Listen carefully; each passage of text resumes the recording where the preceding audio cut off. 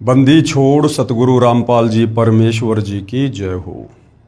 परमपिता परमात्मा सारी सृष्टि के रचनहार कुल मालिक असंख्य ब्रह्मांडों के स्वामी जगत गुरु तीनों लोकों में प्रवेश करके सबका धारण पोषण करने वाले राजाधीराज आत्माधार नाथों के नाथ देवों के देव महादेव सर्वेश्वर महेश्वर मृत्युंजय अजरो अमर आदि अनादि सनातनी प्रभु जगत पिता जगदीश्वर श्री श्री 1008 की उपाधि के वास्तविक अधिकारी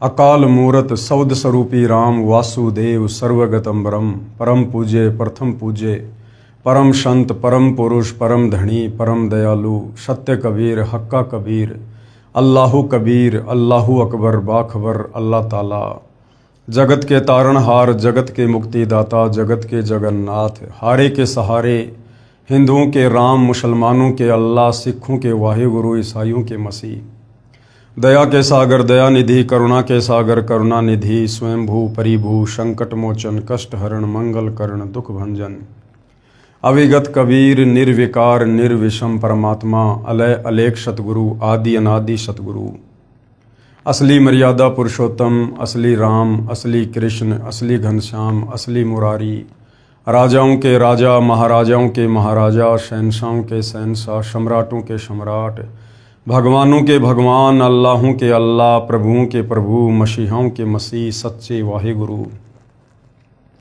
बाबाओं के बाबा पीरों के पीर सेठों के सेठ जगत सेठ सावड़सा सेठ सर्वगुण संपन्न अनंत कोटि कलाओं के स्वामी अनंत कोटि ब्रह्मांडों के नायक योगियों में महायोगी ध्यानियों में महाध्यानी सिद्धों में परम सिद्ध ज्ञानियों में तत्वज्ञानी ब्रह्म ज्ञानी महाज्ञानी परम ज्ञानी सर्वश्रेष्ठ ज्ञानी विज्ञानी युवा कबीर समर्थ कबीर असमवात अमित ओजा सच्चे रहनुमा करीम अल्लाह सुभान अल्लाह दुनिया के अंतिम पैगंबर 8 सितंबर 1951 से गांव धनाना जिला सोनीपत हरियाणा भारतवर्ष की पावन भूमि पे प्रकट रियल कल्कि भगवान श्री नारायण साकार हरि श्री बाबा साहेब नूर अनंत परमात्मा सच्चे दरवे सच्चे बाखबर संत श्रोमणी सतगुरु रामपाल जी परमेश्वर जी के चरण कमल में आप और हम सभी भाई बहनों का अनंत कोटि दंडवत प्रणाम।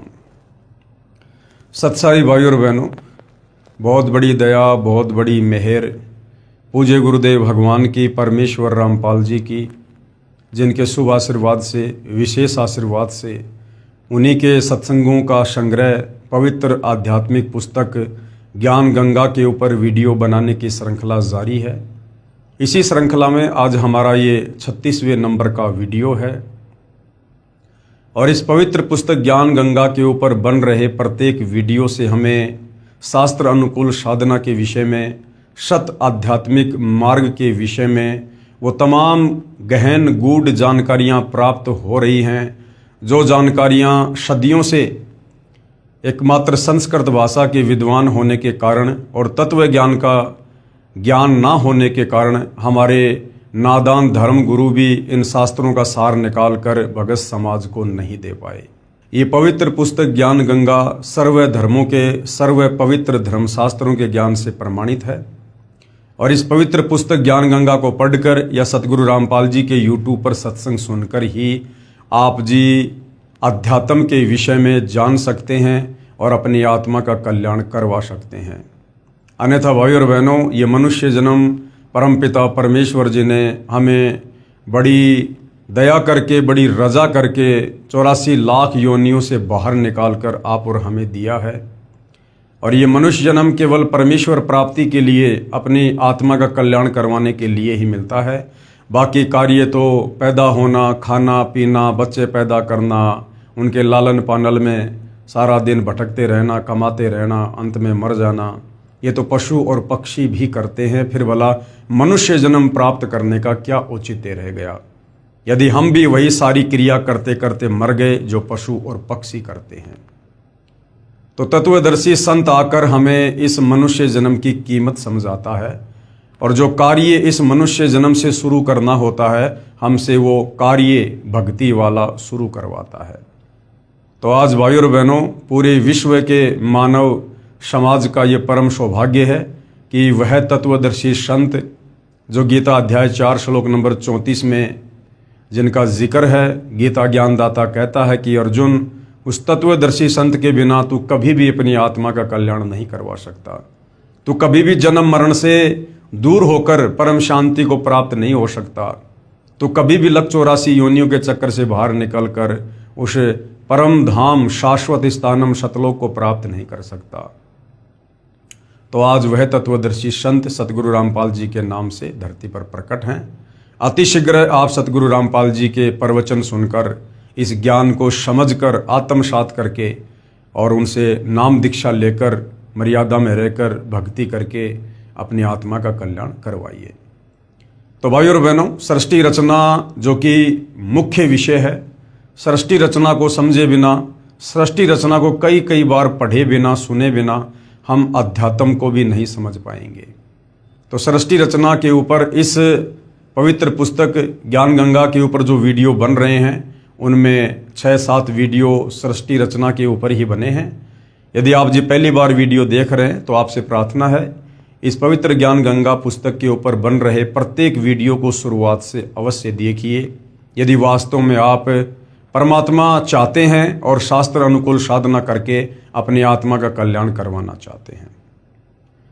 तो सतगुरु रामपाल जी ने अध्यात्म के विषय में हमें एडी से लेकर चोटी तक सब कुछ समझा दिया है कि एक परमात्मा कौन है, कैसा है, कहाँ रहता है, आकार में है या साकार में है, मिलता कैसे है, उस परमेश्वर की भक्ति का मंत्र क्या है और हमें क्या क्या लाभ वो परमात्मा देता है। उसके बाद ये परब्रह्म और ब्रह्म जो गीता अध्याय 15 श्लोक नंबर 16 में वर्णित 2 भगवान हैं, इन दोनों की क्या स्थिति है, इनका क्या सामर्थ्य है। उसके बाद ब्रह्मा विष्णु महेश जो तीनों एक एक गुण से युक्त हैं, रजोगुण ब्रह्मा, शतोगुण विष्णु, तमोगुण शंकर, इनके अध्यात्म में क्या औकात है, कितना सामर्थ्य है, इनकी पूजा करनी चाहिए नहीं करनी चाहिए, हमारे धर्मशास्त्र इस विषय में क्या निर्देश देते हैं। उस पूर्ण ब्रह्म परमेश्वर परम अक्षर ब्रह्म कबीर देव की पूजा का क्या मंत्र है, कहाँ लिखा है, कौन बताएगा, और साथ में वो कबीर परमात्मा चारों युगों में कब कब आए, किस नाम से आए, क्या क्या लीलाएं की, और बहुत सारे भविष्य वक्ताओं की भविष्यवाणियाँ उस तत्वदर्शी संत के विषय में क्या कुछ कह रही हैं। तो ये तमाम जानकारियाँ भाइयों और बहनों हम इस पवित्र पुस्तक ज्ञान गंगा से प्राप्त कर चुके हैं, और इन तमाम जानकारियों को समझे बिना, पढ़े बिना हम भक्ति मार्ग पर दृढ़ नहीं हो सकते, हमारी रुचि भक्ति में नहीं बनेगी। तो आज का हमारा जो विषय है वो है भटकों को सतमार्ग, यानी जो आत्माएं परमात्मा प्राप्ति के लिए भटक रही थी या तीनों तापों के कष्ट से, कर्म दंड के पापों से, जिन्हें शरीर में कष्ट था, परिवार में कष्ट था और जिनका कहीं कोई समाधान नहीं निकल रहा था, थक हार कर बैठ गए थे कि अब तो मरना ही शेष है। और जैसे ही उन आत्माओं को सतगुरु रामपाल जी के विषय में जानकारी हुई, उन्होंने उपदेश प्राप्त किया और मर्यादा में रहकर वो शास्त्र अनुकूल साधना शुरू की जो सतगुरु रामपाल जी हमें बताते हैं। उसके बाद उन आत्माओं के जीवन में चमत्कार हुए। डॉक्टर भी सोच सोचकर हैरान है कि मेडिकल साइंस में ऐसा पहली बार हुआ है, ये तो मिरेकल हुआ है, चमत्कार हुआ है, कोई बहुत बड़ी शक्ति है जो इसे बचा रही है। तो भाइयों और बहनों, परमेश्वर से बढ़कर कोई शक्ति नहीं है, परमेश्वर से बढ़कर कोई विज्ञान नहीं है। ये विज्ञान उस परमेश्वर के द्वारा दिया गया एक छोटा सा खिलौना है इस वर्तमान कलयुग में भक्ति में सहयोग के लिए। ये बातें आपको उस समय समझ में आएंगी जब आप सतगुरु रामपाल जी के प्रवचन सुनेंगे, उनके द्वारा बताई गई सृष्टि रचना को सुनेंगे।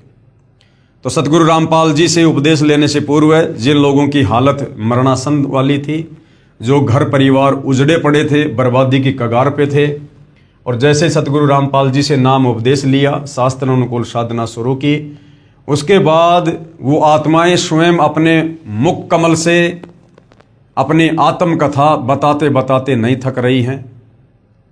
और किस प्रकार से उन आत्माओं ने अपने साक्षात्कार दिए जिनको पवित्र पुस्तक ज्ञान गंगा में शामिल किया गया।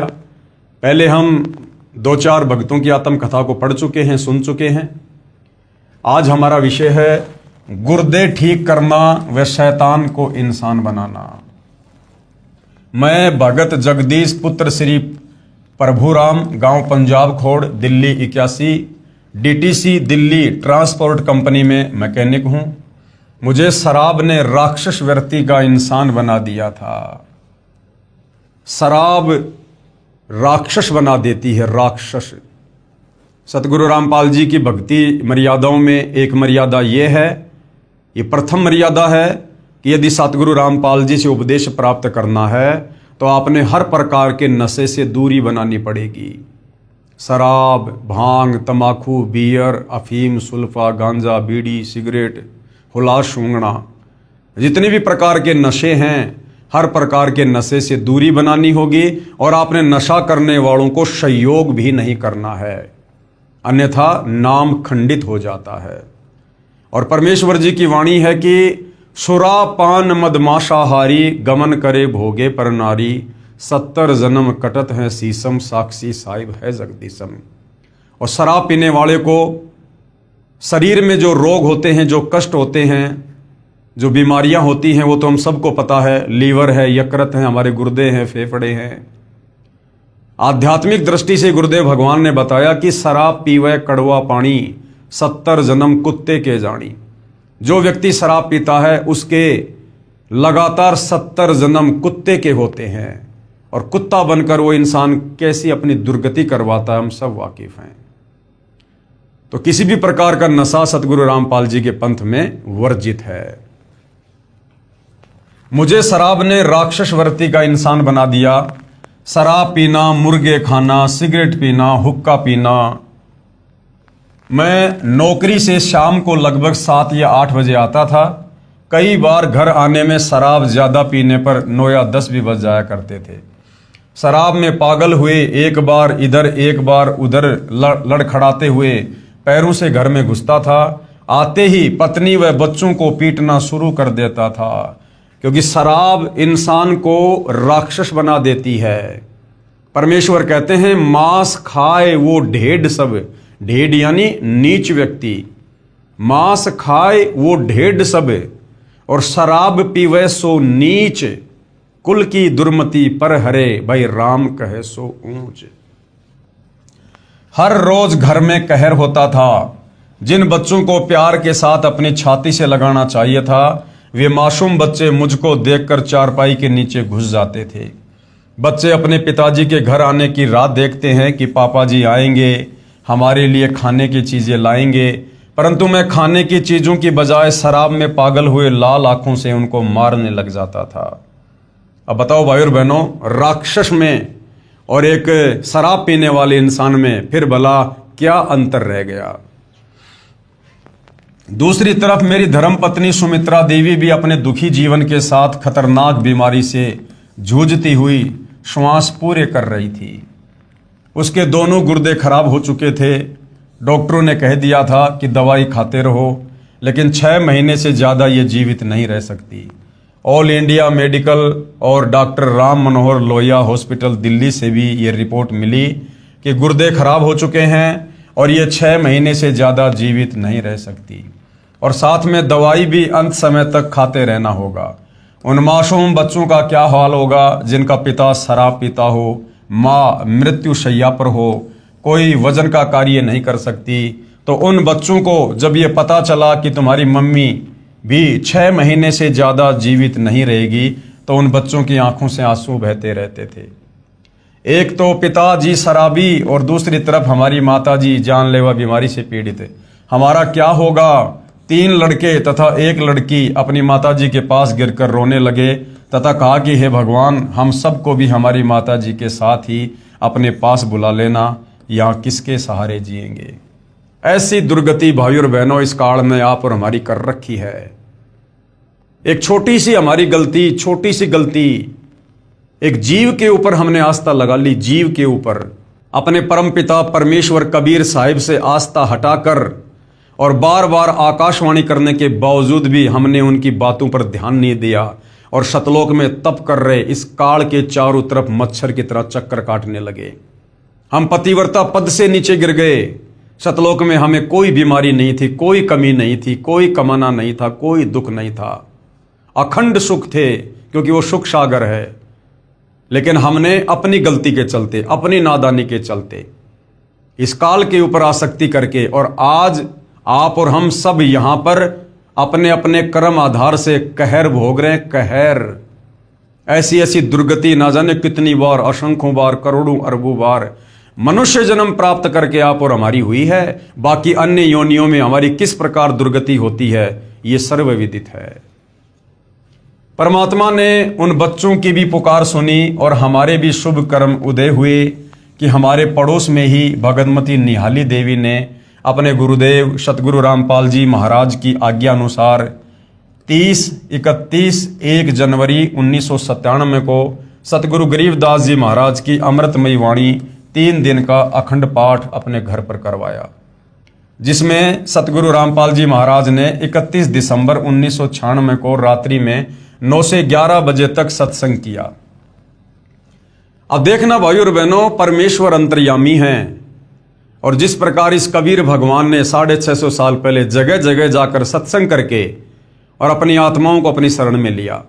जिस प्रकार हम सुनते हैं सर्वानंद की माता शारदा देवी, वो ब्राह्मण कुल में थी और उस समय छुआछात बहुत ज्यादा थी। कबीर परमात्मा धानक समाज में लीला कर रहे थे। सर्वानंद की माता शारदा देवी को कई भक्तों ने कहा कि आप बहुत दुखी हो, बहुत परेशान हो, आप हर जगह से अपना इलाज करवा चुकी हो, आपको कोई राहत प्राप्त नहीं हो रही है, आप हमारे गुरुदेव से दीक्षा ले लो, वो स्वयं परमात्मा आए हुए हैं। तो शारदा कहा करती थी कि वो धानक है और मैं हूं ब्राह्मण, हम तो जगत गुरु हैं, हमारी तो नाक कट जाएगी, मर जाऊंगी, लेकिन धानक से नाम उपदेश नहीं लूंगी, धानक को गुरु नहीं बनाऊंगी। कबीर परमेश्वर जी को पता था कि ये मेरी आत्मा है और काल में इन सब की ऐसे ही जाति और धर्म में बुद्धि भ्रष्ट कर रखी है। तो कबीर परमेश्वर सतगुरु रामपाल जी ने, जो 650 साल पहले आए थे कबीर नाम से, उस शारदा देवी के पाड़ोस में किसी भगत के घर पर सत्संग रख दिया, अपनी उस प्यारी आत्मा शारदा को अपनी शरण में लेने के लिए। शारदा आई ये सोचकर कि मैं जाऊंगी और यदि उनके चरण छूते ही मेरा रोग छूमंत्र हो गया तो मैं दीक्षा ले लूंगी। और ऐसा ही हुआ।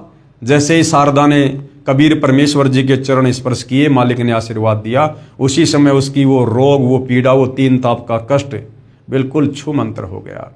और शारदा ने सबके सामने अपना घूंघट उठाकर और अपनी आइडेंटिटी को, अपनी पहचान को सार्वजनिक करते हुए और परमेश्वर की महिमा की वहां पर। इसी प्रकार भाइयों और बहनों, ये जो आत्मा थी जो बहुत ज्यादा शराब पीता है और ना अपने बच्चों की कोई शुद्ध ले रहा है, ना अपनी पत्नी की कोई शुद्ध ले रहा है, और ये परिवार मरणासन स्थिति में है।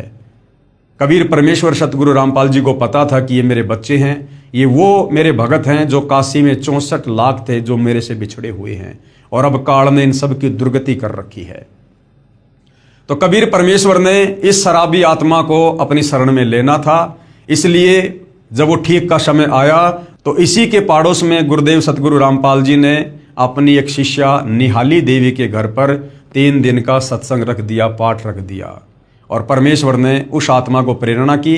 वो आत्मा भी किसी न किसी बहाने उस सत्संग में आई और सत्संग समझकर, नाम उपदेश लेकर, सर्व बुराइयों से दूर होकर अपनी आत्मा का कल्याण करवाया। जिसमें सतगुरु रामपाल जी महाराज ने 31 दिसंबर 1996 को रात्रि में 9 से 11 बजे तक सत्संग किया। मेरी धर्म पत्नी सुमित्रा देवी भी पड़ोस में सत्संग सुनने के लिए चली गई। थोड़ी देर बाद मैं यानी जगदीश भी अपनी नौकरी से घर आ गया। घर आने पर बच्चों से पता चला कि हमारी माताजी पड़ोस में माई निहाली देवी के घर सत्संग सुनने के लिए गई है। ये सुनकर मैं बहुत ज्यादा क्रोधित हुआ और मैंने कहा कि कहां पाखंडियों के पास चली गई, मैं अभी उसको पीटते हुए घर लाता हूं। ये विचार कर मैं भगतमती निहाली देवी के घर चला गया। मैंने शराब पी रखी थी। जब मैं निहाली माई के घर पहुंचा तो सतगुरु रामपाल जी महाराज सत्संग कर रहे थे। बहुत संख्या में भगतजन सत्संग सुन रहे थे। उन सभी को देखकर मैं कुछ नहीं बोला और चुपचाप सबके पीछे बैठ गया। मैंने सत्संग सुना और सत्संग में महाराज जी ने बताया कि शराब पीवे कड़वा पानी, 70 जन्म समान यानी कुत्ते के जानी। गरीब 100 नारी जारी करे सुरा 500 बार, एक चिलम हुक्का भरे डूबे काली धार। कबीर मानुष जन्म पाए कर नहीं भजे हरि नाम, जैसे कुआ जल बिना खुदवाया किस काम। महाराज जी ने सत्संग में बताया कि जिन बच्चों को पिताजी ने सीने से लगाना चाहिए उस शराबी व्यक्ति को देखकर बच्चे चारपाई के नीचे छुप जाते हैं। अंतर्यामी गुरुदेव सतगुरु रामपाल जी को पता चल गया कि वो मेरी प्यारी आत्मा जिसको काल ने शराबी बना रखा उसके कर्म फुड़वाने के लिए, वो सत्संग में आ चुकी है और बैठी हुई है। तो परमेश्वर ने उसी आत्मा को टारगेट करके और शराब के ऊपर ही सत्संग करना शुरू किया। शराबी व्यक्ति आप भी दुखी, धन हानि, समाज में इज्जत समाप्त तथा परिवार तथा पड़ोस व रिश्तेदारों तक को परेशान करके बद्दुआएं प्राप्त करता है। जैसे शराबी की पत्नी व बच्चे तो कहर का शिकार होते ही हैं, परंतु पत्नी के माता पिता, भाई बहन आदि भी दिन रात चिंतित रहते हैं। सभी पाप का भार उस नादान शराबी के शीश पर आता है। मनुष्य जन्म प्रभु ने भक्ति करके आत्म कल्याण करने को दिया है, इसको शराब आदि में नष्ट नहीं करना चाहिए। जैसे बच्चा स्कूल में शिक्षा ग्रहण नहीं करता, आवारागर्दी में घूमता रहता है, वह शिक्षा से वंचित रह जाता है, फिर सारी उम्र मजदूरी करके जीवन निर्वाह करता है।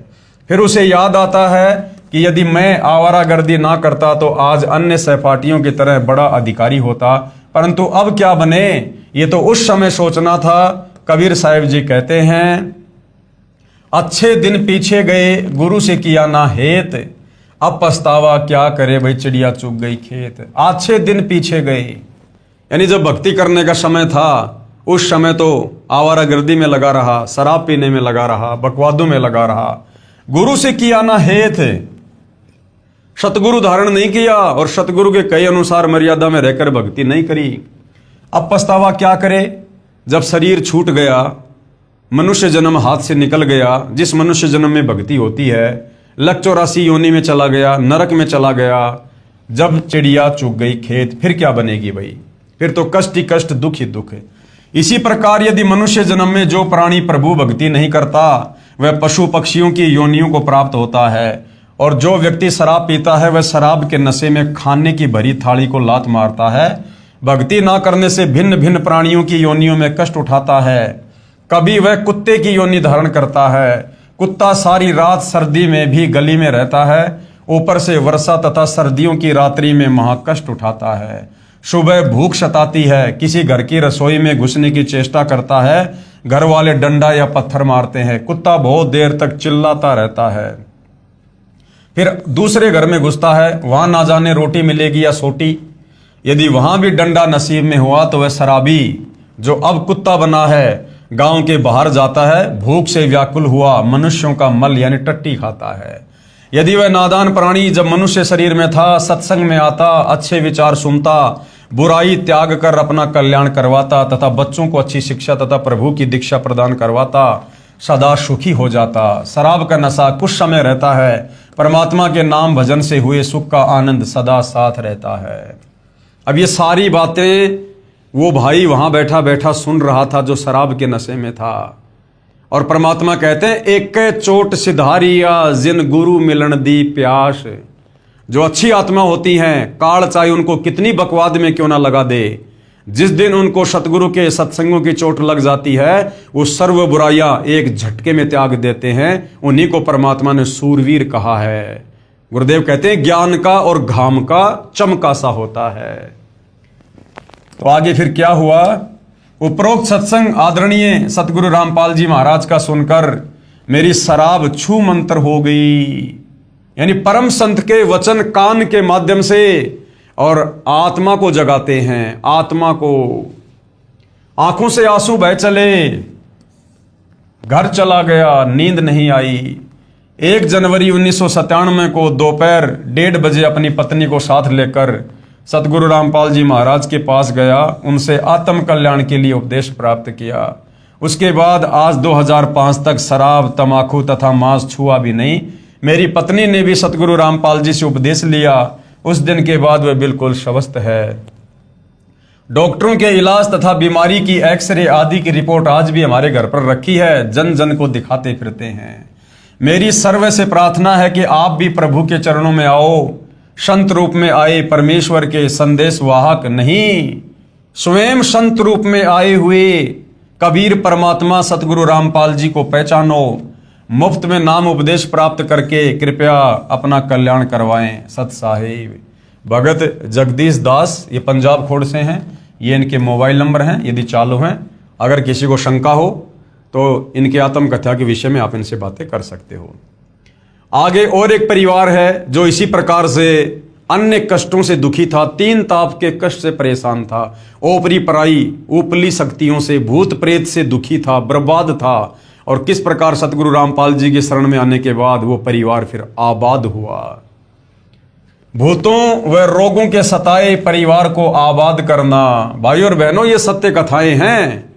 ये कोई बनावटी टीवी सीरियल वाली बातें नहीं है जो मनोरंजन के लिए, चंद पैसे कमाने के लिए आप लोगों का समय बर्बाद करते हुए आप लोगों को दिखाई जा रही है, सुनाई जा रही है। ये परमेश्वर की सत महिमा है, ये सत्यनारायण कथा है।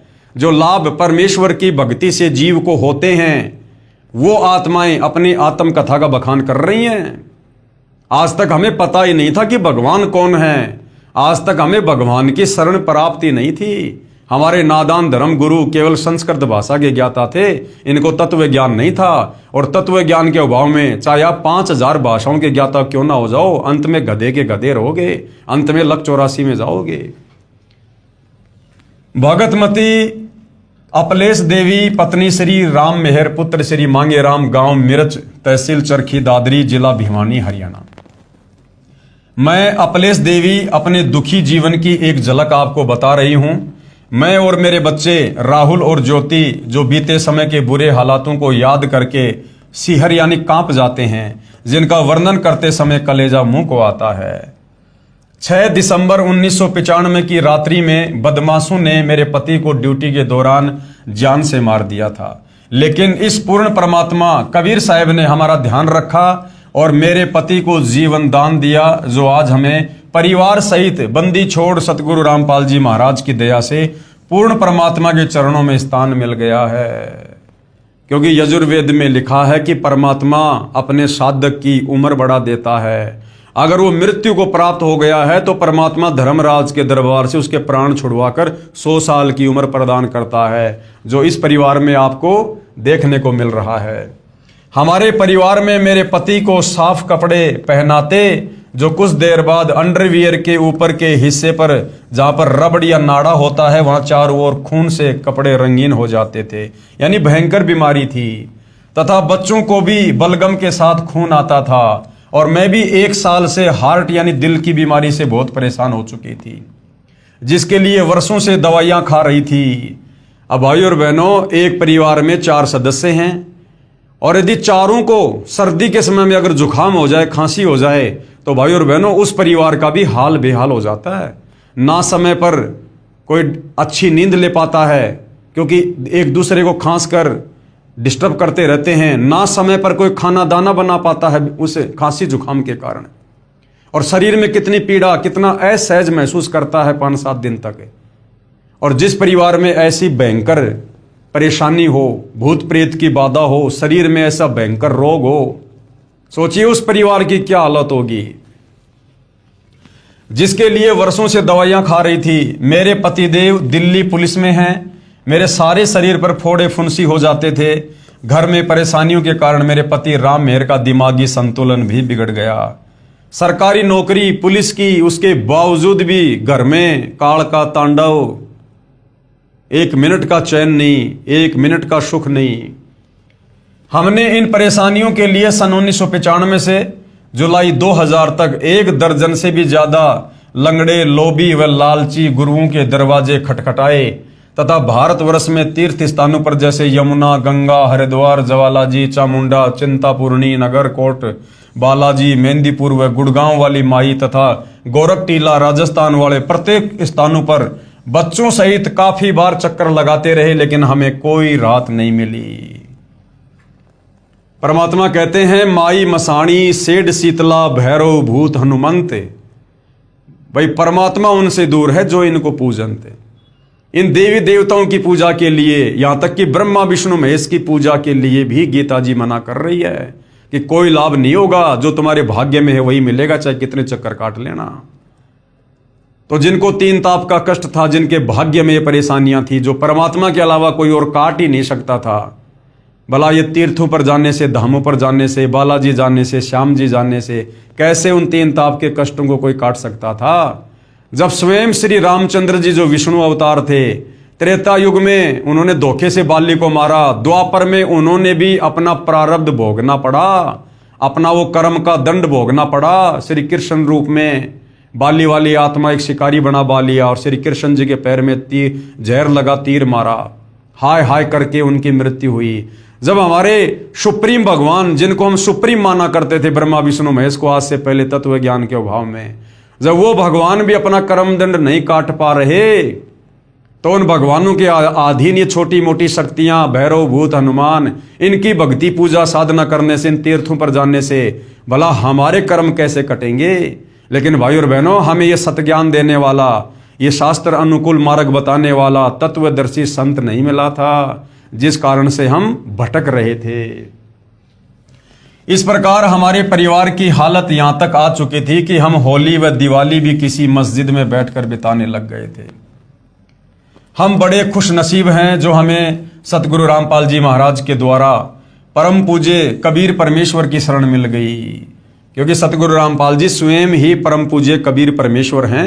लेकिन भाई और बहनों, ये भक्ति की शुरुआत का समय था, आत्माएं अपने गुरुदेव भगवान को पहचान नहीं पाई, लेकिन जैसे तैसे वो भक्ति पर लगी हुई थी। तो कबीर परमेश्वर तो दयालु हैं, रहनुमा हैं, परमेश्वर जो उनकी शरण में आ जाता है अवश्य उनके कांटे निकालते हैं। अब कहाँ गए वे काल के दूत, यानी वो नकली संत महात्मा, वे हमारी बीमारियां जिनका इलाज ऑल इंडिया हॉस्पिटल में चल रहा था, तो सतगुरुदेव की चरणों की धूल के आगे टिक नहीं पाई।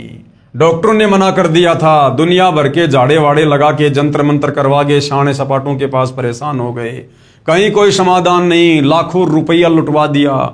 और जैसे सतगुरु रामपाल जी की शरण में आए, बिल्कुल चंगे हो गए, बिल्कुल चंगे। हर प्रकार की ओपरी पराई शक्ति, भूत प्रेत की बाधा, शारीरिक कष्ट, रफू चक्कर। 25 फरवरी 2001 को एक काल की पूजा करने वाले शाणे ने फोन करके पूछा कि अपलेश तुम्हारा नाम है? मैंने कहा जी हाँ, आप अपना नाम बताओ। तब वह शाणा कहता है कि ये बलवान कौन है, आपका क्या लगता है? मैंने कहा कि तुम कौन हो, आपका क्या नाम है तथा ये सब क्यों पूछना चाहते हो? तब वह शाणा कहता है कि बेटी तुम मेरा नाम मत पूछो, मैं बताना नहीं चाहता तथा मैं हंसी से बोल रहा हूं। ये बलवान तथा इसके साथ एक आदमी आए और दोनों मुझे 3700 रुपये तुम पर घाल गनवाने के लिए, यानी जंतर मंत्र करवाने के लिए दे गए थे। मैंने तुम्हारा फोन नंबर भी बलवान से लिया था कि मैं पूछूंगा कि उनकी दुर्गति हुई या नहीं। मेरे पास आपका फोन नंबर नहीं था, बलवान ने ही दिया था, जो मैंने ये बुरा कार्य रात्रि में किया। लेकिन जैसे ही मैं सोने लगा तो मुझे सफेद कपड़ों में जिस गुरु की तुम पूजा करते हो वे दिखाई दिए, यानी सतगुरु रामपाल जी दिखाई दिए, जिन्होंने मुझे बतला दिया कि इसका परिणाम तुम खुद भोगोगे। ये परिवार सर्वशक्तिमान सर्व कष्ट हरण परम पूज्य कबीर परमेश्वर की शरण में है। आपकी तो औकात ही क्या है, यहाँ का धर्मराज भी अब इस परिवार का कुछ नहीं बिगाड़ सकता। यानी भाई और बहनों, सतगुरु रामपाल जी ने उस शाणे को दर्शन देकर और ये सारी बातें इसलिए बताई ताकि उस अपलेश बहन को अपने गुरुजी की शक्ति पर, अपने गुरुजी की भक्ति पर विश्वास हो और वो आत्मा दृढ़ता के साथ आत्म कल्याण के मार्ग पर लगी रहे। गरीब जम जोरा जहां से डरे, जम यानी काल, जोरा यानी मौत, और मिटे कर्म के लेख जो भाग्य में लिखा है वो भी सतगुरु मेट देता है। अदली असल कबीर है, यानी सृष्टि में न्यायकारी परमात्मा केवल एक ही है, कबीर देव, कुल के सदगुरु एक, सारे कुल के मालिक वो एक ही हैं। परम पूज्य कबीर परमेश्वर जी से जम, काल तथा काल के दूत तथा मौत भी डरती है। वे पूर्ण प्रभु पाप कर्म के दंड के लेख को भी समाप्त कर देते हैं। इसके बाद उस शाणे ने कहा कि बेटी तुम्हें यह बतला दूं कि तुम जिस देव पुरुषोत्तम की पूजा करते हो, जिस भगवान पुरुषोत्तम की पूजा करते हो, गीता अध्याय 15 श्लोक नंबर 17, उत्तम पुरुष तु अन्य परमात्मा इति उदारते, यानी वास्तव में जिसको परमात्मा कहा जा सकता है वो तो कबीर देव है, जो वर्तमान में सतगुरु रामपाल जी के रूप में है। उस शाणे ने कहा कि बेटी तुम्हें यह बतला दूं कि तुम जिस देव पुरुषोत्तम की पूजा करते हो वे बहुत प्रबल शक्ति हैं। मैं 25 साल से ये घाल गालने का कार्य कर रहा हूं, न जाने कितने परिवार उजाड़ चुका हूं, परंतु आज पहली बार हार खाई है। बेटी इस शक्ति को मत छोड़ देना, नहीं तो मार खा जाओगे। अब भाइयों और बहनों, अगर उस शाणे को इन सब बातों का पता होता कि इतनी बड़ी शक्ति हरियाणा में आई हुई है, सतगुरु रामपाल जी के नाम से दर्शन भी दे दिए, तो वो पागल आदमी था क्या? तुरंत जाके चरणों में गिर जाता। लेकिन भाइयों और बहनों, गुप्त रूप में, सूक्ष्म रूप में ये सारे खेल कबीर परमात्मा सतगुरु रामपाल जी करते हैं। उस शाणे को तो पता भी नहीं मैंने किसको क्या बोल दिया। परमात्मा ने सारे खेल खेले और अपनी आत्मा को दृढ़ कर दिया ताकि ये मेरी शरण में लगी रहे। आपके विनाश के लिए बलवान आदि घूम रहे हैं। अब बलवान उसका जेठ है, बलवान इस अल्पेश बहन का जेठ था। अब बताओ भाइयों और बहनों, हम आपस में एक दूसरे के काल प्रेरणा से दुश्मन बन के बैठे हैं, घर परिवार में भी। मैंने कहा कि हम पूर्ण परमात्मा की पूजा करते हैं, बलवान मेरे पति का बड़ा भाई है, हमारा जानी दुश्मन बना है। हम आज इतने खुश नसीब है कि हमारे दिल में किसी वस्तु या कार्य की आवश्यकता होती है, उसको ये सतगुरुदेव सत कबीर साहिब पूर्ण कर देते हैं। आज गुरु गोविंद दोनों खड़े, हम किसके लागे पाए? हम बलिहारी सतगुरुदेव रामपाल जी के चरणों में, जिन्हें परमेश्वर दिया मिलाए, यानी जो स्वयं ही परमेश्वर के रूप में आकर हमें मिल गए। हे भाइयों और बहनों, हम सारा परिवार मिलकर आपको ये संदेश देते हैं कि अगर आपको शतलोक का मार्ग, पूर्ण मोक्ष व सर्व सुख प्राप्त करना हो और सांसारिक दुखों से छुटकारा पाना हो, तो बंदी छोड़ सतगुरु रामपाल जी महाराज से सतनाम प्राप्त कर लेना और अपना अनमोल मनुष्य जन्म सफल कर लेना। सत साहिब भगतमती अपलेश देवी। अब आगे गुरुदेव भगत सतीश की आत्म कथा सुना रहे हैं, जो स्वयं भगत सतीश दास ने अपने मुख कमल से सतलोक आश्रम में इंटरव्यू दिया, अपनी आत्म कथा बताई। किस प्रकार से सतगुरु रामपाल जी की शरण में आने से पहले परिवार उजड़ा हुआ था और कैसे उनके शरण में आने के बाद परमेश्वर ने वो अनमोल सुख दिए जिसकी हम शोपन में भी कल्पना नहीं कर सकते थे। मैं भगत सतीश दास 193 सेक्टर 7 आर के पुरम नई दिल्ली का रहने वाला हूं। उपरोक्त पंक्तियां हमारे जीवन में चरितार्थ होती हैं, क्योंकि सतगुरु बंदी छोड़ रामपाल जी महाराज का दिसंबर सन 1997 को प्रीतमपुरा दिल्ली में सत्संग हुआ। तो हम अपने एक मित्र के कहने पर सत्संग सुनने गए, परंतु पारंपरिक पूजाएं छोड़ने की बातें सुनने के बाद सत्संग में दिल नहीं लगा। क्योंकि जब हम एक पूर्ण परमेश्वर की पहचान करके उसकी भक्ति करना शुरू करते हैं, तो फिर हमने अन्य देवी देवताओं की, नीचे की शक्तियों की सारी पूजाएं छोड़नी पड़ेंगी। और जैसा सतगुरुदेव भगवान हमें कहेंगे उस अनुसार हमने फिर भक्ति साधना करनी है, पूजा करनी है। एक साधे सब सदे, सब साधे सब जाए, माली सींचे मूलकू फले फूले अगाए। अब विचार करो भाइयों और बहनों, जिस व्यक्ति की दोस्ती या मित्रता देश के राष्ट्रपति के साथ हो, और वो व्यक्ति यदि एक गांव के सरपंच के आगे जाके उधार मांगे, भीख मांगे, उस व्यक्ति की क्या इज्जत रह जाएगी? क्या राष्ट्रपति उसको जो है पसंद करेगा? कभी नहीं। तो सतगुरु रामपाल जी से उपदेश प्राप्त करने के बाद हमारी जो मित्रता है, हमारा जो संपर्क है, वो इस सृष्टि की सर्वश्रेष्ठ सर्वशक्तिमान शक्ति से हो जाता है, यानी कबीर परमेश्वर से हो जाता है, जो स्वयं सतगुरु रामपाल जी ही हैं। और उसके बाद इस कबीर परमेश्वर के अधीन ये जितने भी देवी देवता, ये देव महादेव, काल दुर्गा महाकाल, यदि हम इनके आगे भीख मांगेंगे, इनसे कष्ट निवारण की प्रार्थना करेंगे, तो फिर वो हमारा पति परमेश्वर सर्वशक्तिमान परमात्मा कबीर देव, फिर वो नाराज होता है। तो सतीश जी ने सत्संग सुना, लेकिन सत्संग में सतगुरु रामपाल जी ने बताया कि भैया यदि हमारे से उपदेश प्राप्त करना चाहते हो, समर्थ कबीर भगवान की भक्ति चाहते हो, तो आपने जितनी भी पारंपरिक पूजाएं हैं, बाबा श्याम की, बालाजी की, हरिदास की, गरीबदास की, ये सब आपने छोड़नी पड़ेंगी। केवल अपने गुरु के बताए अनुसार पतिव्रता पद पर रहकर एक परमेश्वर की पूजा करनी है। तो भगत सतीश जी कह रहे हैं कि ये बातें सुनने के बाद सत्संग में दिल नहीं लगा। सतगुरु जी शास्त्रों में पढ़ पढ़कर हमें समझा रहे थे, तो हमारे मन में आया कि किताबों को तो हम घर में ही ना पढ़ लेंगे। इस प्रकार ज्योति निरंजन काल ने हमारी बुद्धि स्थिर कर दी और हमारा भक्ति वाला चैनल बंद कर दिया। सतगुरु हमें समझाते हैं, गुरु बिन किन्हें न पाया ज्ञाना, जो थोता बू छड़े किसाना, गुरु बिन भरम न छूटे भाई, कोटि उपाय करो चतुराई। सतीश जी ने सोचा कि सतगुरु रामपाल जी तो वेद गीता हैं दिखा दिखा के पढ़ा रहे हैं, ये तो हम अपने घर पर भी पढ़ सकते हैं मार्केट से लाके। अरे भैया, आप अपने बच्चे को मार्केट से पुस्तकें लाके घर पर ही क्यों नहीं पढ़ाते? स्कूल में क्यों भेजते हो? गुरु के पास क्यों भेजते हो भाई? क्योंकि जो गुरु समझा देगा वो घर पर आप नहीं समझा सकते, और गुरु से समझने के बाद में जो डिग्री मिलेगी उसी से नौकरी मिलेगी। घर पर बैठा कर आप चाहे अपने बच्चे को कितना बड़ा विद्वान बना दो, उसको डिग्री नहीं मिलेगी, वो कभी भी नौकरी के काबिल नहीं होगा। इसलिए गुरु की शरण में जाना पड़ता है। इस प्रकार हमारी बुद्धि स्थिर होने की वजह से हम इधर उधर की बातें करते हुए घर वापस आ गए। सन 1999 में मेरी पत्नी श्रीमती मंजू को ब्रेन ट्यूमर, दिमागी कैंसर हो गया, जिसका हमें सफदरगंज हॉस्पिटल में निरीक्षण व इलाज के समय पता चला।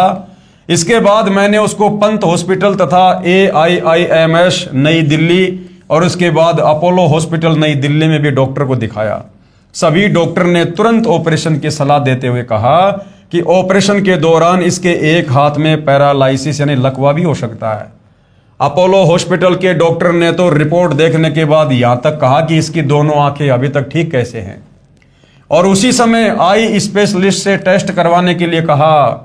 मैंने तभी चेक करवाई, तब आई स्पेशलिस्ट और न्यूरोसर्जन ने सलाह दी कि हर 15 दिन बाद इसकी आंखों की जांच करवाते रहना, कभी भी खत्म हो सकती हैं आंखें, क्योंकि ब्रेन ट्यूमर ऐसी जगह पर है। मेरी पत्नी व मैं दोनों ही पैरों से विकलांग हैं, और हाथ व आंख खत्म होने की बात सुनकर श्वास ऊपर का ऊपर और नीचे का नीचे रह गया। लेकिन कोई चारा ना पाकर अंत में पंत हॉस्पिटल नई दिल्ली में ऑपरेशन करवाने की सोची, और डॉक्टर के कहने पर INMAS हॉस्पिटल तिमारपुर दिल्ली से MRI करवा ली और अन्य सारे टेस्ट भी करवा लिए। केवल ऑपरेशन की तारीख लेनी थी। हमें पूर्ण परमात्मा तत्वदर्शी सतगुरु रामपाल जी महाराज के पहले सुने सत्संग की ये पंक्तियां याद आ गई। जिन मिलते सुख उपजे, मिट्टे कोटि उपाद, और भवन चतुर्दश ढूंढियो परम स्नेही साध। जिन मिलते सुख उपजे, जिस परम संत के दर्शन मात्र से आत्मा को प्रसन्नता मिले, और मिट्टे कोटि उपाद, और नाम दीक्षा लेने के बाद में हमारी सारी बकवादों से पीछा छूट जाए। कहते हैं ऐसे परम संत जगत गुरु को तो भैया 21 ब्रह्मांड में कहीं भी मिल जाए, ढूंढ लेना चाहिए। और हमारा भक्ति चैनल परमेश्वर ने ऑन कर दिया। परमात्मा ने देखा कि ये मेरी आत्मा है, काल प्रेरणा से भटक रही हैं, अगर ऑपरेशन करवा लिया इनका सर्वनाश हो जाएगा और इनकी दुर्गति होगी, कोई इनको पानी पिलाने वाला घर में नहीं मिलेगा। तो सदगुरु रामपाल जी भगवान दीन दयाल परमात्मा ने उनकी बुद्धि ऑन की, काल से जमानत ली, और उन आत्माओं को वो सत्संग वाली बातें याद आ गई उस भगत सतीश को, और उसने सोचा कि क्यों ना एक बार सतगुरु रामपाल जी के चरणों में चलूं, एक बार उन्हीं से नाम दीक्षा लेकर देख लूं। और हमारा भक्ति चैनल परमेश्वर रामपाल जी ने ऑन कर दिया, और मन में भावना उत्पन्न हुई कि ऑपरेशन से पहले नाम लेकर देख लेते हैं। फिर अपने दोस्त के साथ प्रीतमपुरा दिल्ली में जाकर 4 फरवरी 2001 को पूर्ण परमात्मा तत्वदर्शी सतगुरु रामपाल जी महाराज से नामदान लिया। पहले वाली सभी पूजाएं छोड़ दी, वो बाबा श्याम की, हनुमान की, हरिदास की, गरीबदास की सब पूजाएं छोड़ दी। सतगुरु जी ने अखंड पाठ करवाने की सलाह देते हुए कहा कि परमात्मा ने चाहा तो ऑपरेशन टल जाएगा और सब कुछ ठीक हो जाएगा। हमने सतगुरु की आज्ञा अनुसार घर पर 3 दिन का अखंड पाठ करवाया, और इसके बाद डॉक्टर से ऑपरेशन की तारीख लेने पंत हॉस्पिटल नई दिल्ली गए। तो डॉक्टर पहले ऑपरेशन की सलाह दे रहे थे, वही डॉक्टर दूसरे MIR को देखकर कहने लगा कि अभी ऑपरेशन की कोई जरूरत नहीं है। तब सतगुरु की वाणी याद आई, सतगुरु दाता है कल माही, प्राण उदाहरण उतरे साई, और सतगुरु दाता दीन दयालम, जम किंग करके तोड़े जालम। ये काल का जाल था ये। अगर वो परिवार सतगुरु रामपाल जी के शरण में ना आता, अब तक तो धरती से नामो निशान मिट गया होता। और हम सतगुरु को याद करके फूट फूट कर रोने लगे कि हे परमेश्वर, हम आपकी महिमा को किन शब्दों में व्याख्यान करें। इस प्रकार पूर्ण परमेश्वर कबीर साहेब, अवतार नहीं, स्वयं कबीर साहेब तत्वदर्शी सतगुरु रामपाल जी महाराज की कृपा से हमारा ऑपरेशन टल गया, और उसके बाद हमने 1 पैसे की गोली दवाई भी नहीं खाई है और सुखमय जीवन जी रहे हैं। भाई और बहनों, परमात्मा कहते हैं संत शरण में आने से आई टले बला, और जय मस्तिष्क में सूली हो यानी मौत हो, वो कांटे में टल जा। और ये परमात्मा तो कांटा भी नहीं लगने देता, कांटा भी यदि इस परमेश्वर की जानकारी होते ही, इसके विषय में पता चलते ही, अगर इनके ज्ञान को सुनकर समझकर इनसे उपदेश लेकर भक्ति शुरू कर दी जाए तो ये हल्का फुल्का कांटा भी उन्हीं को लगता है जो बार बार परमेश्वर के कहने पर भी शरण में नहीं आते हैं, जो परमेश्वर को दुखी करके फिर शरण में आते हैं, उनकी थोड़ी लेट सुनवाई होती है। परमात्मा कहते हैं सुख में सुमरण किया नहीं और दुख में करते याद, कहे कबीर उस भगत की फिर कौन सुने फरियाद। तो लेट आने वाले की थोड़ी लेट सुनवाई होती है। 20 नवंबर 2004 को रात को काल के झपट्टे के कारण मेरी पत्नी मृतक समान हो गई थी। वो तो मरनी थी, इस परिवार की मृत्यु निश्चित थी काल के कागजों में। ये तो सतगुरु ने इनकी उम्र बढ़ाई है। परमेश्वर का अमर जल पिलाने के बाद होश आया, फिर हम उसे सतगुरु जी के पास लेकर आए तो सतगुरु जी ने बताया कि आज इसकी मृत्यु होनी थी। कबीर परमेश्वर ने इसकी उम्र बढ़ा दी है और अब उसको भक्ति करनी है। फिर 22 नवंबर 2004 को मेरी पत्नी को सोनीपत सत्संग में ही लकवे यानी पैरालाइसिस का अटैक पड़ा और उसकी वजह से उसके हाथ की ताकत समाप्त होने लगी। और उसी समय सतगुरु रामपाल जी का हाथ अपने हाथ में दिखाई देने लगा और लगभग 5 मिनट तक दिखाई देता रहा। तब लकवे पैरालाइसिस का असर समाप्त हो गया। तब सतगुरु जी का हाथ अदृश्य हो गया और आज तक वह बिल्कुल ठीक है। यानी भाई और बहनों, इस भक्ति मार्ग पर सतगुरु रामपाल जी ने शुरुआत में इन आत्माओं को अपनी तरफ से सुख दिए। कोई ये सोचे कि ये आत्माएं बहुत ज्यादा सीरियस होकर भक्ति कर रही थी या सारी मर्यादा निभा रही थी, नहीं। अगर सारी मर्यादा निभा रही होती तो नाम दीक्षा लेने के बाद इस प्रकार के अटैक, ये पैरालाइसिस परमात्मा निकट भी नहीं आने दे। लेकिन वो भक्ति की शुरुआत का समय था भाई और बहनों, और उस समय जिन जिन आत्माओं ने सतगुरु रामपाल जी से उपदेश लिया, अगर उपदेश लेने के बाद उन आत्माओं की दुर्गति होती तो आम व्यक्ति फिर सतगुरु रामपाल जी की शरण में आने से वो कतराता कि क्या करेंगे, तुमने लेकर देख लिया ना नाम, तुम्हारा क्या भला हो गया। तो शुरुआत में सतगुरु रामपाल जी ने इन आत्माओं को सतगुरु की पहचान ना होने के बावजूद भी, मर्यादा में रहकर भक्ति ना करने के बावजूद भी, उन्होंने अपने कोटे से इन आत्माओं को सुख दिए। सतगुरु तत्वदर्शी सतगुरु रामपाल जी महाराज जो कबीर परमेश्वर के ज्यों के त्यों अवतार आए हैं, ज्यों के त्यों। अब ये बातें तो भाई और बहनों सतगुरु रामपाल जी ने लिखनी पड़ती हैं आप और हम आत्माओं को विश्वास दिलाने के लिए, वरना ये आत्मा तो ऊपर कह चुकी है। इस आत्मा के क्या विचार थे ये आपने देख लिए। इस प्रकार पूर्ण परमेश्वर कबीर साहिब के अवतार तत्वदर्शी संत रामपाल जी महाराज, ये आत्मा तो सतगुरु रामपाल जी को कबीर जी का अवतार मान रही है कि कबीर जी ने भेजा संत रामपाल जी को। लेकिन यहां पर सतगुरु रामपाल जी अपने पहचान स्वयं ही करवाते हैं। सतगुरु तत्वदर्शी संत रामपाल जी महाराज जो कबीर परमेश्वर के ज्यों के त्यों अवतार आए हैं, यानी स्वयं ही सतलोक से उतर कर आए हैं, हमारे को सिद्ध कर दिया कि गरीब जम जोरा जहां से डरे मिटे कर्म के अंक और कागज कीरे दरगे दई 14 कोटि न चंपे। उस कबीर परमेश्वर के अलावा भाई और बहनों ये असंभव कार्य, ये प्रारब्ध के ये कांटे, 3 ताप के कष्ट, मृत्यु शैया पर लेट चुकी आत्माओं को जीवन दान उस कबीर परमेश्वर के अलावा तत्वदर्शी संत के रूप में अन्य कोई शक्ति नहीं दे सकती है, ये चमत्कार नहीं कर सकती है। तो आज धरती पर स्वयं कबीर परमेश्वर सतगुरु रामपाल जी उतरे हुए हैं।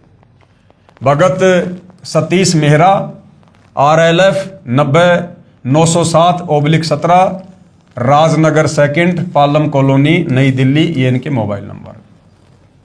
इसी प्रकार एक अन्य आत्मा जिसके उजड़े हुए परिवार को सतगुरु रामपाल जी ने शास्त्र अनुकूल साधना देकर अपने आशीर्वाद से बसाया।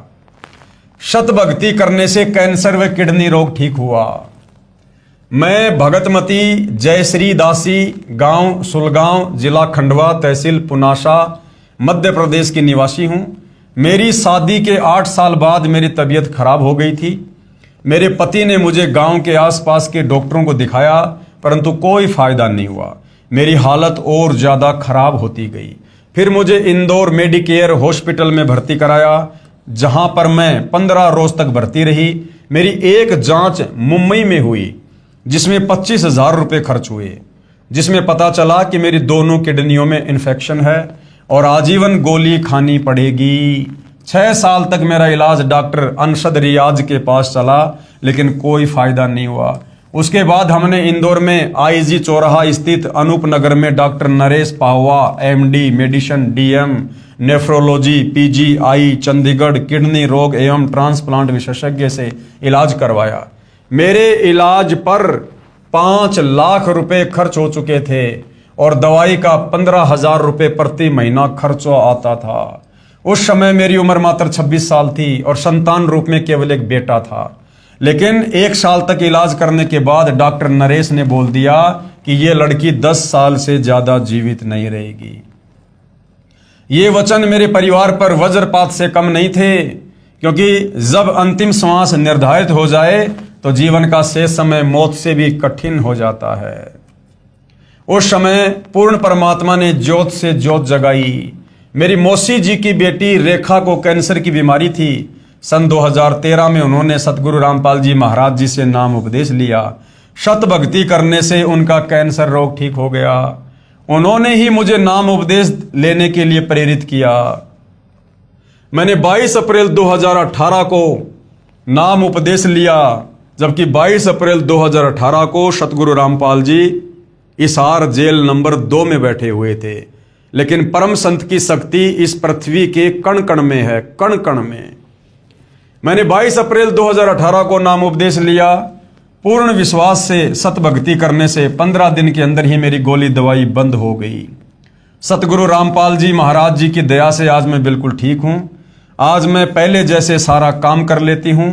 मैं एक किसान परिवार से हूं। आज मैं खेतों में काम करती हूं, जबकि बीमारी के समय मैं अपना खाना भी खुद से नहीं खा पाती थी।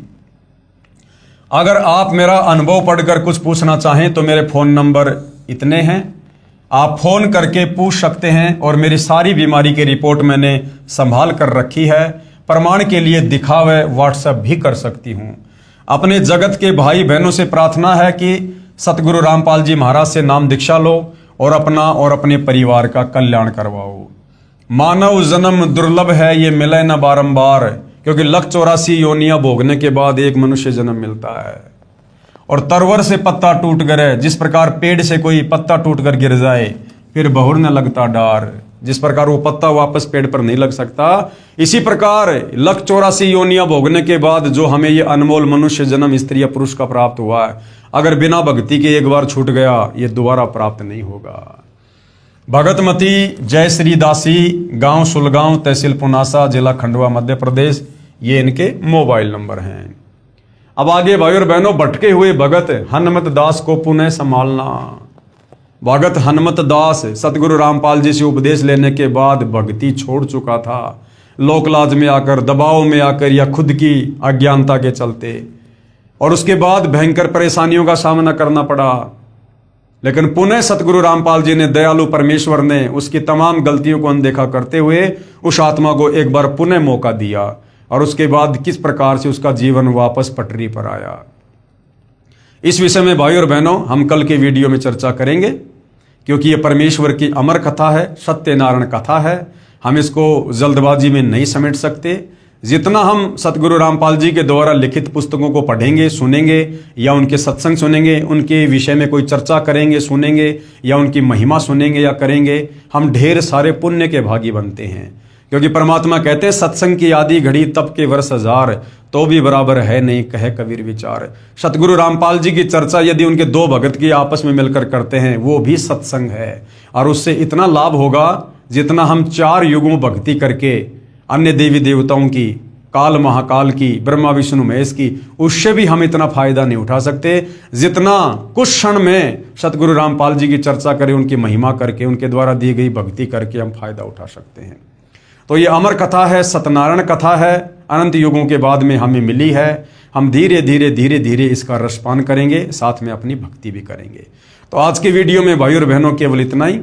क्योंकि ये जो वीडियो वर्तमान में बनाए जा रहे हैं, ये आप अन्य भाई बहनों को जो अभी तक सतगुरु रामपाल जी के ज्ञान से अनभिज्ञ हैं, अपरिचित हैं, उनकी शरण में नहीं है, आप भाई बहनों को प्रेरित करने के लिए, आपको अध्यात्म के विषय में बताने के लिए, जगाने के लिए कि भाई कहाँ सोए पड़े हो, क्यों अपनी दुर्गति करवा रहे हो। आज अगर 2 टाइम की रोटी सुख से मिल रही है तो भरोसा नहीं है कल को भी सुख से मिलेगी। आने वाले समय में प्रारब्ध में ना जाने क्या कष्ट हो, क्या कठिनाई हो। और वर्तमान में कलयुग है, पुण्य समाप्त हो चुके हैं, पाप कर्म ज्यादा हैं, और जिस दिन पाप कर्म का घड़ा फूट जाएगा, हंसता खेलता परिवार पल भर में गुब्बारे की तरह फूट जाएगा, फिर हाथ कुछ नहीं आएगा। तो समय रहते इन खुशियों में सतगुरु रामपाल जी का ज्ञान समझकर उपदेश प्राप्त करो, ताकि आपके जीवन में, आपके घर में, आपके परिवार में कभी दुख आए ना। तो भाई और बहनों, केवल प्रार्थना कर सकते हैं, बाकी सकल पदार्थ है जगमाही, भाग बिना नर पावत नहीं। तो आज की वीडियो में केवल इतना ही। परमेश्वर हम सबको आज्ञा दे, सद्बुद्धि दे, हम भटके हुए को परमेश्वर अपनी शरण दें। बंदी छोड़ सतगुरु रामपाल जी परमेश्वर जी की जय हो।